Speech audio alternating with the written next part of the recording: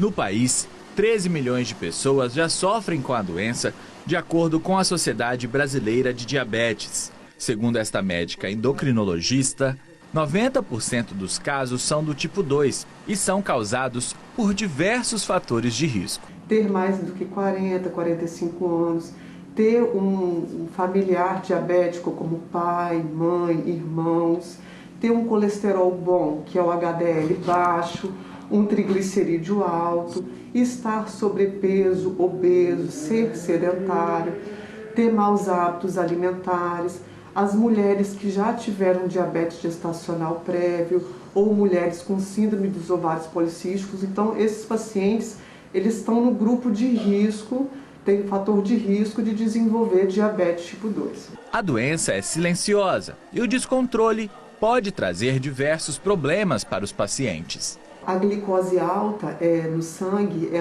vamos dizer, ela é tóxica para o nosso corpo. Então, ela vai provocando um processo inflamatório crônico que vai lesando a camada interna das artérias.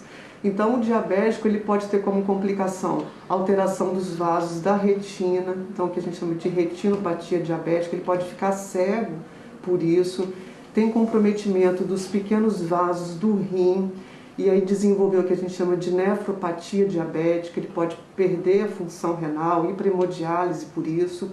Ele tem um comprometimento dos nervos periféricos, então ele perde a sensibilidade das pernas, isso que a gente chama de neuropatia diabética, e ele pode ter lesão de vasos maiores, então ele pode ter infarto, derrame, e então 1 em cada 3 diabéticos morre de problema cardiovascular, morre de infarto, de derrame. E agora na Covid, a gente tem um risco maior de infecção grave pela Covid, pelo fato dessa glicose alta, se estiver descontrolada, já ser um marcador de inflamação crônica.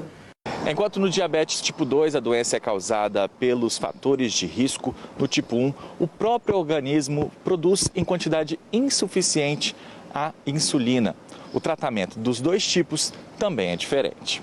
No diabético tipo 1, que corresponde a aproximadamente 10% dos casos, o pâncreas não produz insulina. Então, ele tem necessidade absoluta de insulina. O tratamento vai ser feito com injeções de insulina, várias vezes ao dia.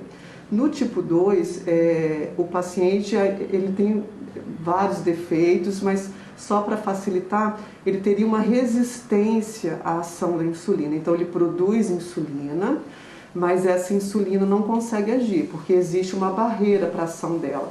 Que barreira? Por exemplo, a obesidade, a gordura abdominal. E aí, o tratamento é feito com medicamentos que melhoram a sensibilidade à insulina, que existem vários sítios de ação de ações desses medicamentos. E às vezes insulina também, porque em muitos pacientes diabéticos tipo 2, eles estão tão descompensados que a única medicação que vai trazer ele para um bom controle é a insulina.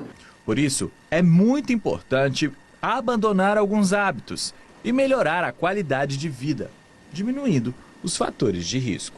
Evitar o sedentarismo, controlar a obesidade, mudar os hábitos alimentares para uma alimentação saudável, tudo isso precisa ser feito.